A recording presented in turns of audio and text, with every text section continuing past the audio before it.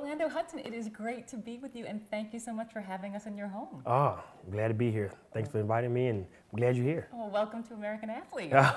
Thank you. All right, first of all, you have to tell me about this room because this is an amazing game room.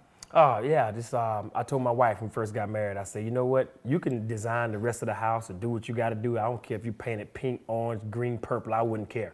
I say, all I want is one room. So, I got some of the great players in the game, and a lot of my baseball cards up, and, we got the bar where we can sit down and watch a little TV. We got the theater room around there, so this is it. That's their part of the house. This is mine. This is the man cave. This is the man cave right here. Is this where you find your inspiration in this room? Definitely, it's where I come and breathe and relax and kick my feet up and just enjoy. For a guy like you who makes his home in his hometown, where he grew up here in South Carolina, what does home mean for you? It means a lot. This is where I'm born and raised. I'm bred here. It's like I 6th, 7th generation here. Matter of fact, my grandparents, they still, and got a couple of aunts and uncles that still live on the same land that my 3rd generation great-grandmother picked cotton on. They still live in the same exact place right now. It's definitely good. I come back home and give back to where, get back to my roots, and I have fun here. This is home. Darlington, South Carolina. This is me. This is what you get right here. You could live anywhere in the world, but you choose to be home. Does that help drive you? Do you think being in your hometown, where you got your inspiration, where you had your first dreams, does that drive you? It definitely does. It definitely does, because it's like, I'm the first person, out of Darlington to make it to the professional level. And, that's definitely a blessing. And, I just wouldn't feel right if I'm, roots here, then all of a sudden move out to California or anywhere else, and I'm like, man, this ain't me, I couldn't see myself. I couldn't see myself leaving here. This is inspiration right here. This is what inspires me to grind and get after it every day. Do you remember what you dreamed about as a little boy growing up in Darlington, South Carolina, on your ball fields here? Do you remember those dreams? I remember a lot of those dreams. I remember watching my dad and them summer league team when I was just a kid, and watching those guys play and come back home, and I go, my grandmother showed me how to take the little cotton balls out of cotton. It hurts like crap, hurts my thumb. I pick the little balls out, take a little stick out of the woods, and my dad buy me a little plastic bat, and I bat the little cotton balls out of the thing, and they'll hit up all my grandmother pecans. She's like, boy, we got to pick those pecans, you know what I'm saying? So all that kind of stuff out in the backyard, but it's definitely, and playing the Little League at Lions League, Kiwanis League coming up, I look at it now like, wow. You were a standout in 3 sports, baseball, football, basketball. Do you remember what you dreamed of being as a boy growing up here? I definitely dream of being a Major League Baseball player. You know how when you was a kid, like 1st, 2nd, 3rd grade, the teacher asks you, what you want to be when you grew up? I want to be a famous baseball player. I want to be rich. That's what I used to say all the time. Well, you got to come up with something just in case that's not going to happen, just in case that don't happen. Where's it going to happen for me? That's what I want to be. But, but as I got older, I say, you know what, though, I wouldn't mind being a physical therapist. Because if I don't make it, at least I still be in sports. I still be connected to sports and, be in the sports field. But did you know as a little kid that everyone dreams of it? Yes, oh, yeah. I want to be a professional athlete. But was there a point in your childhood where you knew that was going to happen? Well, when I was about 7, 8 years old, we were watching I think it might have been the Mets playing. That was my favorite team growing up, And I told my mom, I think it's Strawberries, and I said, Mom, you know what? You are going to be watching me on this TV one day. But she said, on this TV? I say, yes, on this TV. I promise you will. But once I got to high school, 9th grade, I was like, you know what? I'm a big leaguer. I'm a big leaguer for sure. What was your parents' take on it? Your mom, your dad? My mom like, well, you going to school, you going to school first, and my dad was like, I just want you to stop playing football. You stick with basketball and baseball and you go to the camps or whatever, but I just want you to stop playing football because I think you may have a little future in baseball. You had a dream, but you also had a good head on your shoulders because you had the chance to play baseball right out of high school and you chose to go to college. Well, you know what, though? That's due part to my dad. I had a lot of offers from different colleges. I really wanted to go play football and baseball.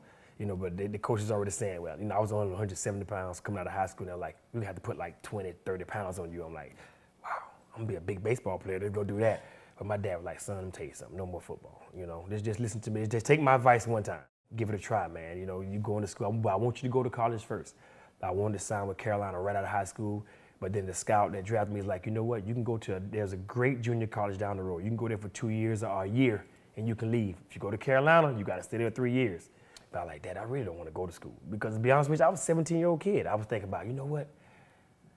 I'm gonna sign, I'm gonna get this Navigator, put some rims on it, come back around to high school. He was like, see, you're thinking wrong already. My dad like, that's not a dream. No, you ain't going that route. He said, well, I tell you what, if you're not playing no more football, you don't want to stay in school 3 years, you go to Spartanburg Methodist, right up the road, great college.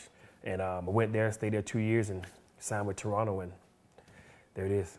You set yourself apart in a lot of ways, both on and off the field, but you also set yourself apart with your values. Does that come from your parents, from your home, from Darlington, South Carolina? Definitely, man, definitely. Values, church, yes, sir, yes, ma'am, thank you.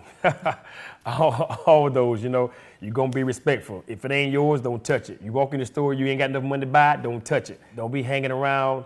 If you know certain guys doing these type of things, don't hang around. Like I'm telling you right now, stealing, if you're stealing, I get a phone call, you can have your stuff on the porch.